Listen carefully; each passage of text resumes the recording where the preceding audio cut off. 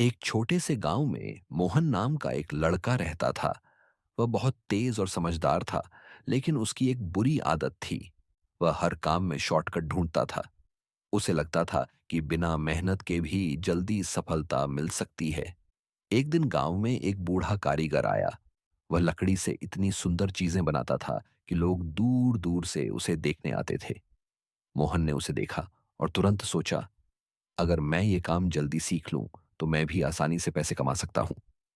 वह कारीगर के पास गया और बोला, मुझे ये काम सिखा दीजिए, लेकिन जल्दी। कारीगर मुस्कुराया और बोला, सीखने में समय लगता है बेटा, धैर्य रखना पड़ता है। लेकिन मोहन को जल्दी थी। उसने बिना ठीक से सीखे ही औजार उठा लिए और काम शुरू कर दिया। उसने लकड़ी काटी, लेकिन वह टेढ़ी निकल गई। जोड़ने की कोशिश की तो वह टूट गई। कुछ ही देर में उसका सारा काम खराब हो गया। गुस्से में उसने कहा, यह काम इतना मुश्किल क्यों है? कारीगर ने शांत स्वर में जवाब दिया, क्योंकि तुम सीखना नहीं, जल्दी पाना चाहते हो। उस दिन मोहन को अपनी गलती का थोड़ा एहसास हुआ। अगले दिन वह फिर कारीगर के पास गया।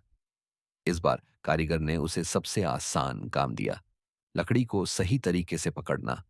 पहले तो मोहन को यह बहुत छोटा काम लगा, लेकिन उसने इस बार धैर्य रखने का फैसला किया। वह रोज थोड़ा थोड़ा सीखने लगा।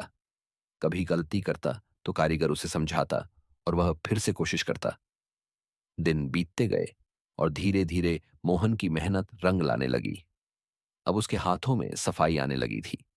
वह पहले से बेहतर काम करने लगा था। कई महीनों की मेहनत के बाद एक दिन उसने अपनी पहली सुंदर लकड़ी की मेज बनाई। उसे देखकर उसकी आंखों में खुशी चमक उठी।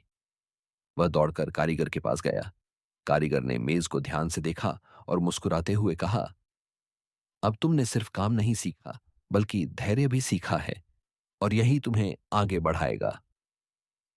उस दिन मोहन को समझ आ गया कि सफलता का कोई शॉर्टकट नहीं होता।